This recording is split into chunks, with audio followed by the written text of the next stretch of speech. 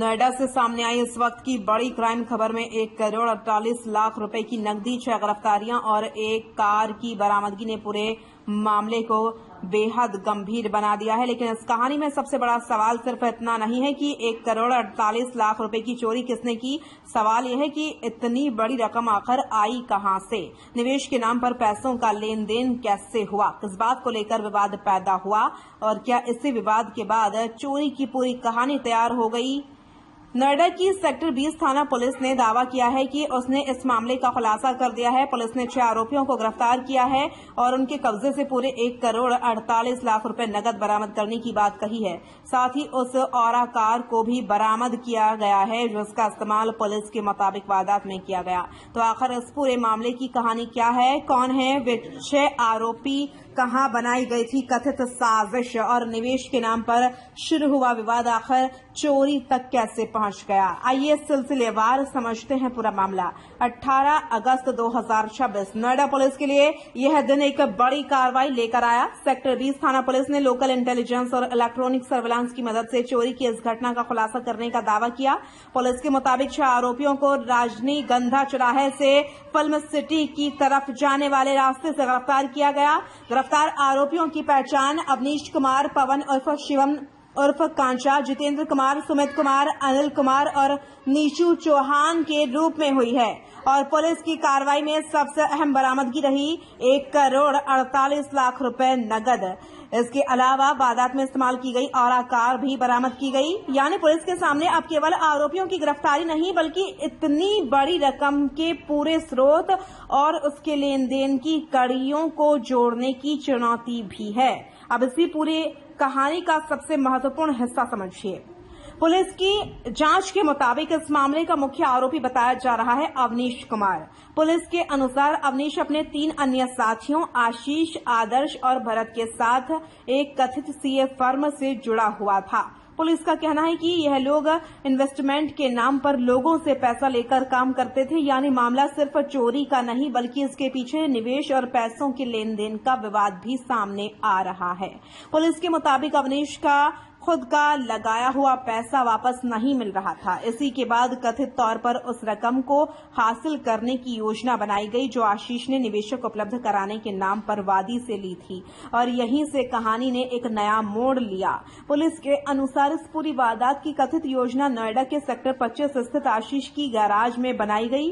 Police का दावा है कि अवनीश ने अपने अन्य 5 साथियों और रिश्तेदारों के साथ मिलकर यहां चोरी की योजना तैयार की। इसके बाद कथित तौर पर आशीष से जुड़ी रकम को चोरी कर लिया गया।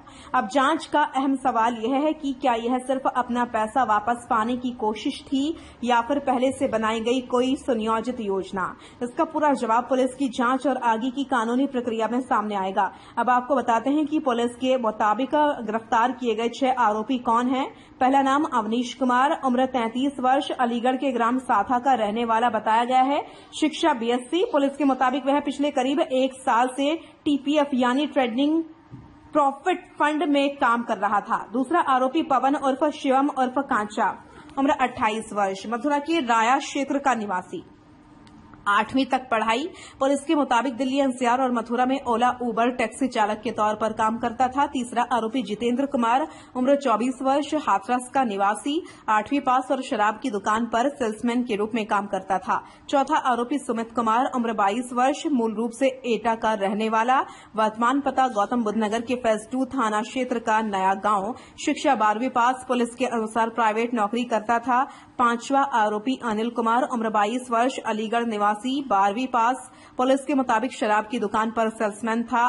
छठा आरोपी नीशू चौहान, उम्र 29 वर्ष, अलीगढ़ के ग्राम साथा का रहने वाला, 10वीं पास, व्यवसाय खेती। अब आपको सुनाते हैं डीसीपी नोएडा श्री साद मियां खान ने क्या कहा। सर, थाना 20 पुलिस ने एक गैंग पकड़ा जिनके पास से भारी कैश बरामद हुआ है। किस तरह का मामला और कितने लोग गिरफ्तार हुए? देखिए, एक वासुदेव नाम के व्यक्ति है जिनकी एक लॉ फर्म है। इन्होंने थाना 20 में एक एफआईआर पंजीकृत कराई थी। उसका कंटेंट ये था कि इन्होंने लगभग 1.5 करोड़ से 1 करोड़ 60 लाख के बीच का एक अमाउंट जो है इन्वेस्टमेंट के लिए आशीष सक्सेना, जो कि एक सीए है, उसका ऑफिस है सेक्टर 58 और सेक्टर 62 में, उसको दिए थे। आशीष सक्सेना जो है वो इन्वेस्टमेंट और इस तरह के ही काम देखता है। इसमें उसका पार्टनर आदर्श, भरत और अवनीश भी है। अवनीश ने आशीष की फर्म में लगभग 46 लाख का इन्वेस्टमेंट किया था और उसको उस तरह से रिटर्न नहीं मिल रहा था जिस तरह का रिटर्न उससे ने अपेक्षित किया था। अवनीश ने फिर ये रिटर्न को कम देखते हुए और ये देखते हुए कि आशीष के पास एक बड़ा अमाउंट रखा है, अपना रिलेटिव जीतू और जीतू के दोस्त सुमित, अनिल और एक ड्राइवर पवन, इनके साथ मिलकर चोरी की योजना बनाई और 11 की रात में आशीष के गैराज से पैसा इन्होंने चोरी कर दिया। उसके बाद अवनीश ने इस पूरे पैसे को अलीगढ़ में अपने भाई नीचू के यहाँ रखवा दिया। सेक्टर 20 में ये एफआईआर पंजीकृत हुई। पूरी टीम एसीपी और एसएचओ और उनकी पूरी जो क्राइम टीम है उसने इसमें मेहनत करी और लगभग 400 से 500 कैमरे देखते हुए कुछ सस्पेक्टेड कार्स हमें दिखी, जिसमें एक दो कार ऐसी दिखी जिसमें जो नंबर प्लेट है वो गलत था। जब हमने उसको फॉलो किया तो फिर इस घटना की बाकी पॉइंट्स को कनेक्ट करते हुए इस घटना का अनावरण हुआ है। सभी मुल्जिम अरेस्ट हुए हैं। इसमें जीतू और पवन की क्रिमिनल हिस्ट्री भी है पूर्व में और 1 करोड़ 48 लाख रुपया इस पूरे घटना में हमने बरामद किया है। अब बात उस बरामदगी की जिसने इस पूरे मामले को बेहद गंभीर बना दिया है। पुलिस के अनुसार आरोपियों के कब्जे से 1 करोड़ 48 लाख यानी बरामद किए गए हैं इतने पैसे। इसके अलावा एक और कार भी बरामद की गई है।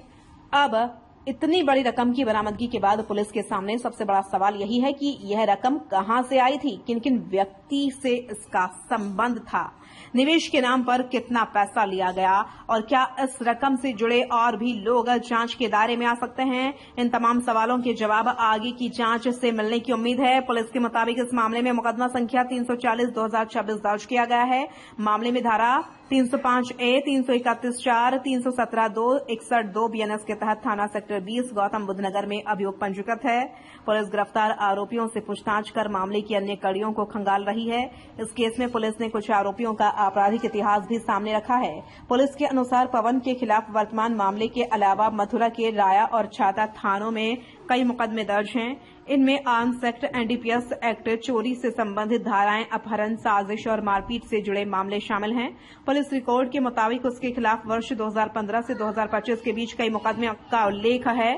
वहीं अनिल के खिलाफ हाथरस क्षेत्र में एनडीपीएस एक्ट, आबकारी अधिनियम, धोखाधड़ी और धारा 174A से जुड़े मामलों का रिकॉर्ड पुलिस ने बताया है। इसके अलावा जितेंद्र के खिलाफ बुलंदशहर के अरनिया थाने में वर्ष 2023 के एनडीपीएस एक्ट और गैंगस्टर एक्ट से जुड़े मुकदमों का भी पुलिस ने उल्लेख किया है। लेकिन इस पूरी कहानी में अभी कुछ सवाल ऐसे हैं जिनका जवाब जांच के आगे बढ़ने के साथ ही साफ होगा। क्या 1.48 करोड़ रुपए वास्तव में निवेश की रकम थी? कितने लोगों ने इस कथित निवेश व्यवस्था में पैसा लगाया था? आशीष, आदर्श और भरत की भूमिका क्या थी? क्या पूरी रकम एक ही जगह से आई थी या इसके पीछे कोई बड़ा वित्तीय नेटवर्क था? और सबसे बड़ा सवाल, क्या 6 आरोपियों के अलावा भी इस मामले में कोई और चेहरे सामने आएंगे? क्योंकि करोड़ों रुपए की नकदी से जुड़ा यह मामला अब सिर्फ एक चोरी की घटना नहीं रह गया है। इसके तार कथित तौर पर निवेश, पैसों के लेन देन और आपसी विवाद से जुड़े दिखाई दे रहे हैं। फिलहाल गौतम बुद्ध नगर पुलिस ने 6 आरोपियों की गिरफ्तारी और 1 करोड़ 48 लाख रुपए की नकदी की बरामदगी को इस मामले में बड़ी सफलता बताया है। लेकिन किसी भी आरोपी को अदालत द्वारा दोषी ठहराए जाने तक आरोपों को अंतिम सत्य नहीं माना जा सकता। अब निगाहें पुलिस की आगे की जांच पर रहेंगी, क्योंकि 1.48 करोड़ की इस कहानी में रकम तो बरामद हो गई है, 6 आरोपी भी गिरफ्तार हो चुके हैं, लेकिन असली सवाल अभी भी बाकी है। इस पूरी रकम का असली स्रोत क्या था और इस कथित साजिश के पीछे आखिर कितने लोग थे? जैसे जैसे जांच आगे बढ़ेगी इस कहानी के और पन्ने खुल सकते हैं।